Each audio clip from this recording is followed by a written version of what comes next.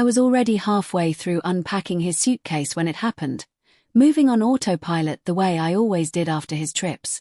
The bedroom was quiet except for the low hum of the ceiling fan and the soft thud of folded clothes landing on the bed. Everything looked exactly as it should: pressed dress shirts, neatly rolled socks, a plastic bag of hotel toiletries he never used but always brought home anyway. A stack of receipts sat tucked into the side pocket, proof of meals I hadn't shared and places I hadn't seen.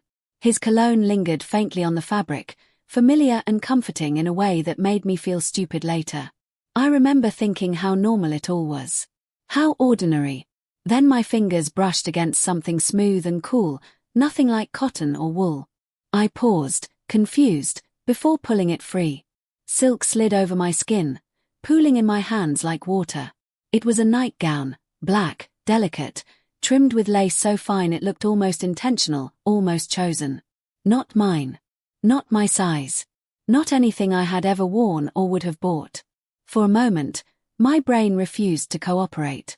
I just stared at it, waiting for the world to rearrange itself into something that made sense. My hand started shaking, a small, uncontrollable tremor that traveled up my arms. I felt my breath hitch, then stall altogether, like my body didn't know what to do next. I tried to laugh it off. Maybe it was a gift, I told myself, though my birthday had passed months ago. Maybe the hotel made a mistake. Maybe someone slipped it into the wrong bag. Each excuse sounded thinner than the last, unraveling even as I formed it. I pressed the fabric to my palm and noticed the scent. Not his cologne, not mine, but something softer, sweeter. Foreign. Intimate. The realization landed heavy in my chest, sharp and invasive. This wasn't just evidence of another woman. It was proof that something private had crossed into my space, into our marriage, without my consent. As I stood there, the nightgown clenched in my fist, something colder than panic settled in. This hadn't been careless. This hadn't been an accident. This had been planned. Before the nightgown, before the suitcase, there was the man everyone admired. The man people trusted without question. My husband had a way of making a room feel steadier just by walking into it. At work, he was the reliable one. The guy who stayed late, who remembered birthdays, who never missed a deadline. His colleagues spoke about him with admiration that bordered on envy. "You're so lucky," they'd say, and I believed them. With friends, he was charming in an effortless way. The storyteller, the listener, the one who helped clean up after dinner without being asked. He laughed easily, held doors open, remembered details about people's lives that made them feel seen. As my husband, he was dependable. Predictable. He kissed me goodbye every morning at the same spot by the door, texted when he landed, complained about airline food. His routines felt like proof of loyalty. I mistook consistency for honesty. I felt safe with him. That was the truth I clung to hardest. Safe enough to stop asking questions. Safe enough to assume his silences meant peace, not secrecy. I trusted his habits, his morning workouts, his neatly organized calendar, the way he always placed his phone face down on the table like it was nothing more than a quirk. There were small things, of course. Things I dismissed because they didn't fit the picture. The sudden obsession with the gym after years of indifference. The mood swings that arrived without explanation. Distant one day, overly attentive the next. The way he'd tense if I picked up his phone, then relax too quickly, smiling as if daring me to notice. I told myself all marriages had phases. All people had layers. But standing there, holding that nightgown in my memory, the contrast became unbearable. The man the world saw and the man I was beginning to glimpse did not align. One was polished, curated, admired. The other felt hidden, deliberate, capable of compartmentalizing entire lives without cracking. The question wasn't just whether he'd cheated. It was whether the version of him I loved had ever truly existed at all. If he could lie so smoothly about something this intimate, this invasive, then how much of our history was built on omission? As I replayed years of shared moments in my mind, a thought surfaced that I couldn't push away. What if I never actually knew him? I laid the nightgown out on the bed like evidence, smoothing it flat with deliberate care. I forced myself to look at it the way a stranger would, not as something intimate but as an object that carried answers. The silk was too fine for anything I owned. Lighter, cooler. I checked the seams, the stitching, the way the lace had been sewn with patience and intention. This wasn't cheap. This wasn't accidental. The brand name stitched into the tag meant nothing to me, but I recognized the style immediately. It wasn't practical or modest or chosen for comfort. It was designed to be seen, to be noticed in low light. Even the size confirmed what I already knew. It wouldn't have fit my body, not the way it was meant to. I lifted the fabric closer and inhaled without meaning to. The scent wasn't his cologne or my laundry detergent. It was something floral, faint but persistent, like it belonged to a woman who left impressions behind her without trying. That realization tightened something in my chest, sharp and unwelcome. As I turned the nightgown inside out, my fingers brushed against a thin, nearly invisible tag near the hem. A hotel label. Faded, but still legible if you looked closely enough. Proof that this hadn't come from our home or any store near it. Proof that it had traveled. My thoughts began to spiral, racing ahead of my heart. I pictured her for a moment, the woman who wore this, who packed it, who shared a space with my husband that should have been mine. Then I stopped myself. That image only fed the wrong emotion. Jealousy was too small for what this was becoming. What I felt instead was focus. Cold, sharpening clarity. This wasn't about competing with another woman or confronting him in a storm of tears and accusations. It was about understanding how far the lie went, how carefully it had been built. I folded the nightgown back into itself and placed it exactly where I'd found it. When my husband came home, I wouldn't say a word. Not yet. When he came home, he was exactly the man I expected him to be. Too exactly. He smiled at me in the doorway, arms wrapping around my shoulders, his voice warm as he said he'd missed me. He talked about delayed flights and boring meetings, about how exhausting the trip had been but how well everything went.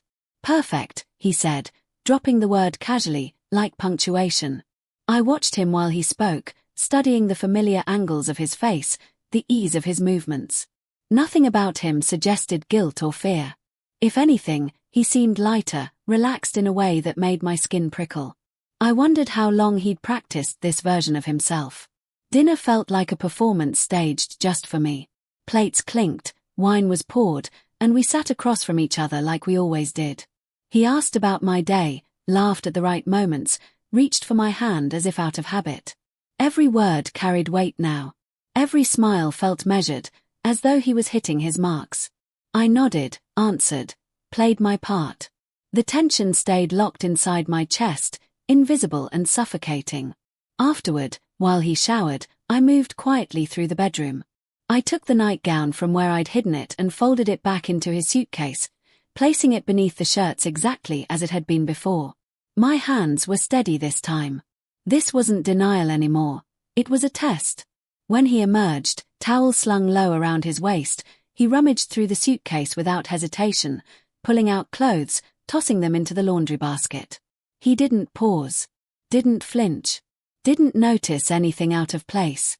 Or maybe he noticed and chose not to react. I couldn't tell which was worse. That was the moment something shifted. I realized how much information lived in what wasn't said.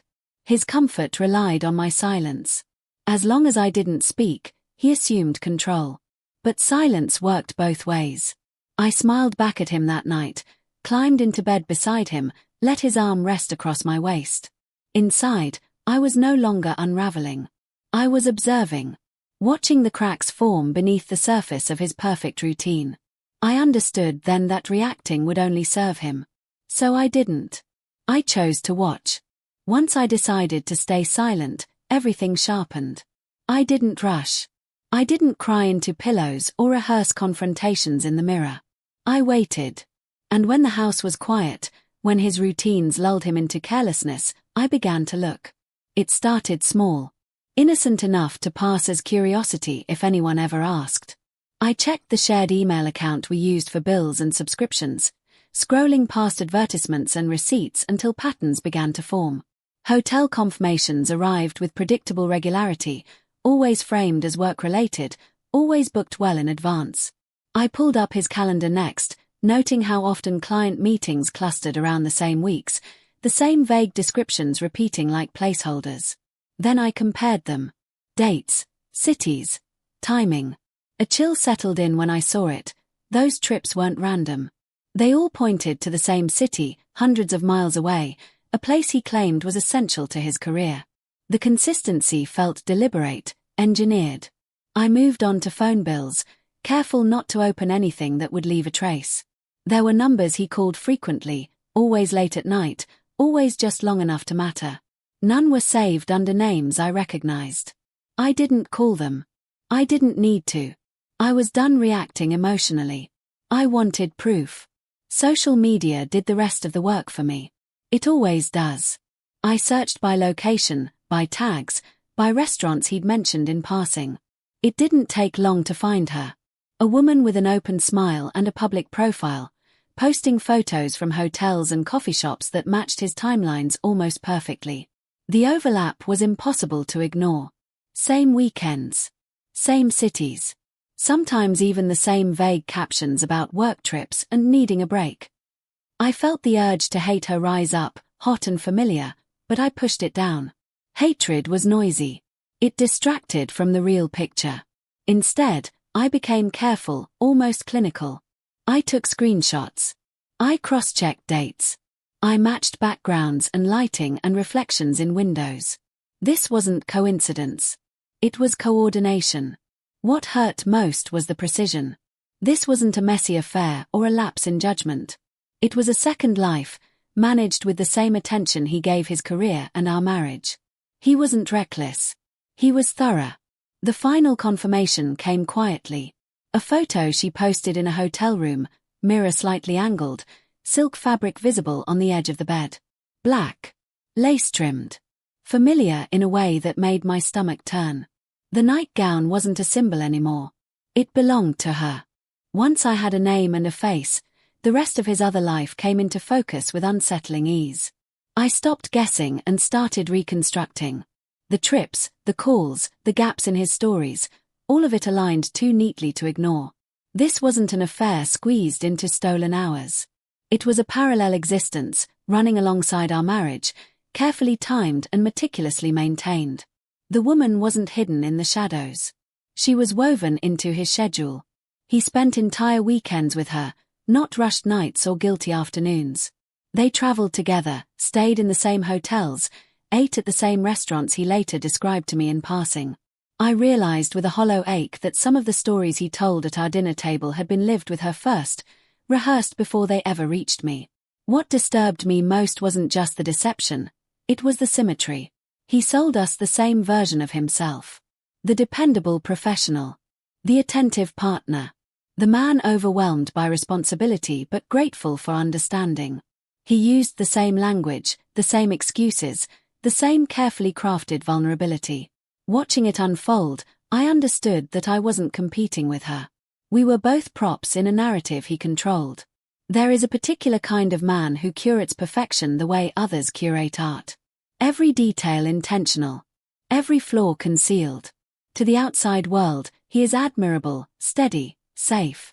But that image requires constant maintenance, and the truth becomes something to manage rather than honor. I saw now how easily he compartmentalized love, obligation, and desire, keeping them separate so they never challenged his self-image. The pain didn't vanish, but it changed shape. It sharpened into something cleaner, less chaotic. Clarity replaced confusion. I stopped asking why he'd done it and started seeing how he'd done it, and how long. Revenge crossed my mind, loud and tempting, but it didn't hold my attention for long. Revenge is reactive. It burns hot and fast, then leaves nothing behind. What I wanted was exposure. I wanted the truth placed where it could no longer be managed or minimized. I didn't want to scream or threaten or beg for explanations that would never be honest. I wanted to take back the story he'd been telling on my behalf. And for the first time since the nightgown appeared, I understood exactly what I needed to do next. I didn't rush. I treated what came next like something fragile that could shatter if handled carelessly. I gathered everything first, quietly, patiently. Screenshots were saved and backed up.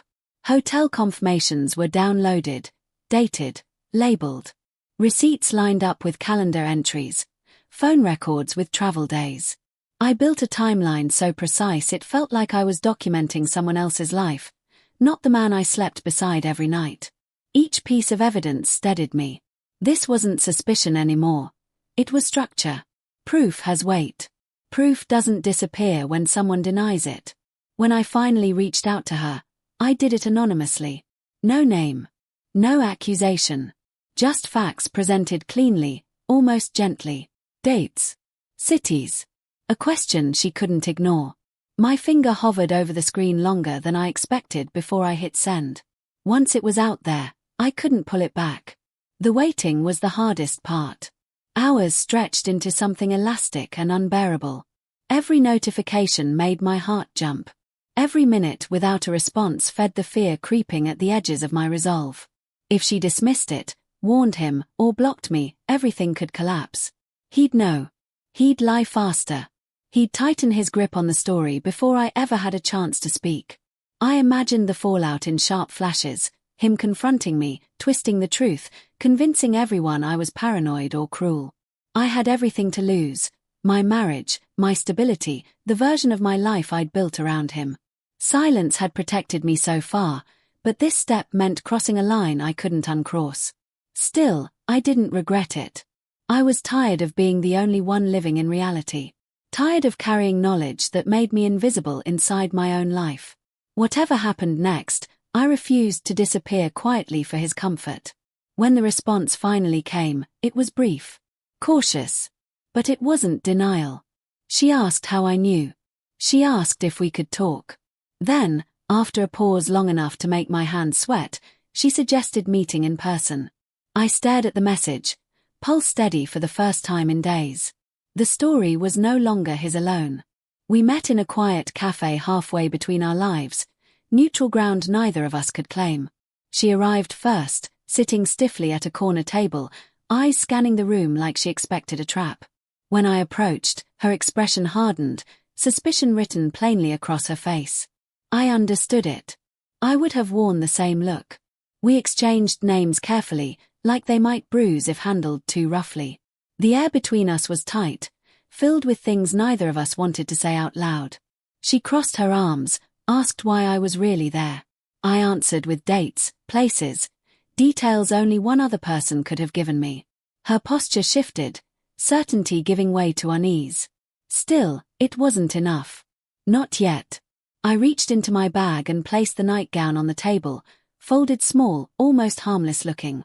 The color drained from her face immediately. She didn't touch it at first. Just stared, breathing shallow, as if the fabric itself might accuse her. When she finally reached out, her fingers trembled. "That's mine," she said quietly. The words settled between us, heavy and final. Any lingering doubt dissolved in that moment. Shock flickered across her features, quickly replaced by something sharper. Anger. Recognition. We compared stories then, our voices low, sentences overlapping as the truth assembled itself piece by piece. Same excuses. Same business trips. Same promises whispered in different beds. He hadn't just lied to me. He hadn't just lied to her. He'd built an entire system of deception and trusted us to remain isolated within it. Sitting there, watching her connect the same dots I had, I realized how deeply he'd miscalculated. He'd assumed we would be emotional, reactive, divided. He never imagined we might speak. When the conversation slowed, something unspoken passed between us. We didn't need to outline every step. We understood the stakes. This wasn't about competing versions of the truth. Before we parted, we reached a quiet agreement, measured, deliberate, and dangerous in its calm. He wouldn't see it coming. The fallout didn't arrive all at once. It never does. It started as a ripple, subtle enough that only someone watching closely would notice. A meeting cancelled last minute. A phone call he stepped outside to take, his voice tight, clipped. He brushed it off at dinner, blaming stress, blaming deadlines.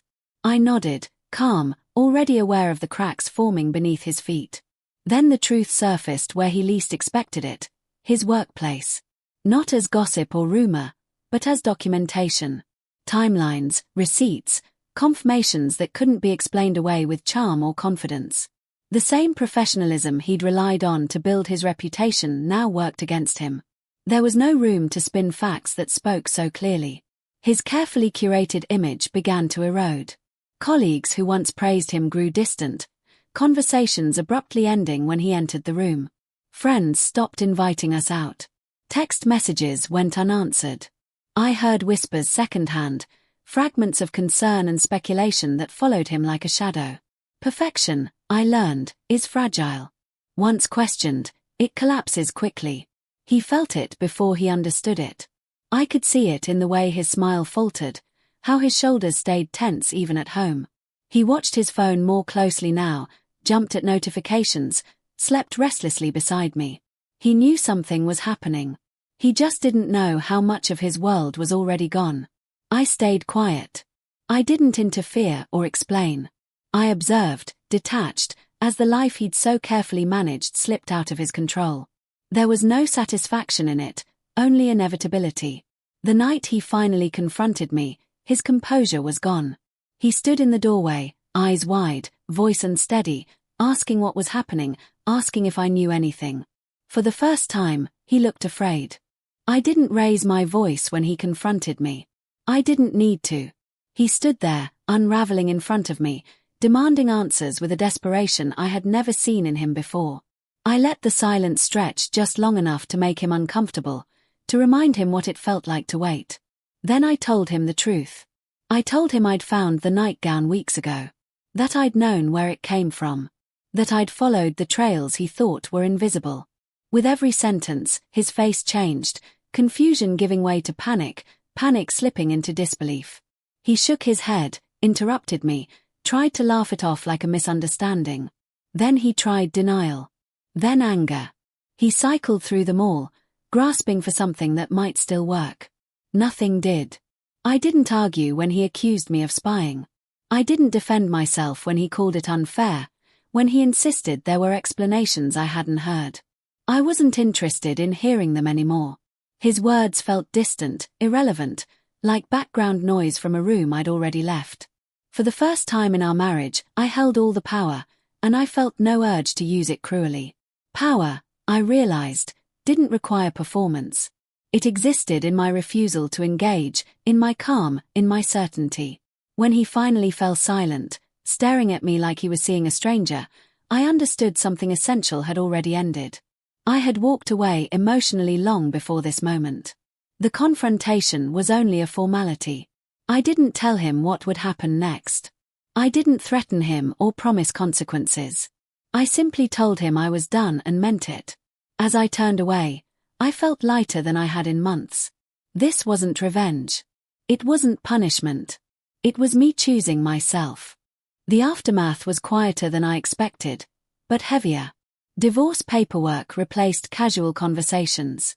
Lawyers spoke in careful tones about assets and accounts, about who kept what and what could be salvaged. Numbers became emotional landmines. I learned quickly how expensive deception could be, not just financially, but socially. Friends chose sides or faded away entirely. Some offered sympathy too late. Others avoided eye contact, as if betrayal were contagious. I grieved, but not the way I thought I would. I didn't mourn the man he actually was, I mourned the version of myself who believed in him without hesitation. Betrayal has a way of rearranging your identity. It forces you to revisit memories and ask which ones were real and which were rehearsed. That process hurt more than the ending of the marriage itself. Still, regret never arrived. Pain did, yes, sharp on some days, dull and persistent on others, but shame never took root. I refused it. What happened to me was not a failure of judgment or strength. It was the result of trusting someone who built his life on concealment. The nightgown surfaced once more while I was packing, folded carefully at the bottom of a drawer. I held it briefly, surprised by how little it hurt now. It no longer felt like an accusation or a wound. It felt like a marker. The moment my life split into before and after. I didn't keep it. I didn't destroy it either.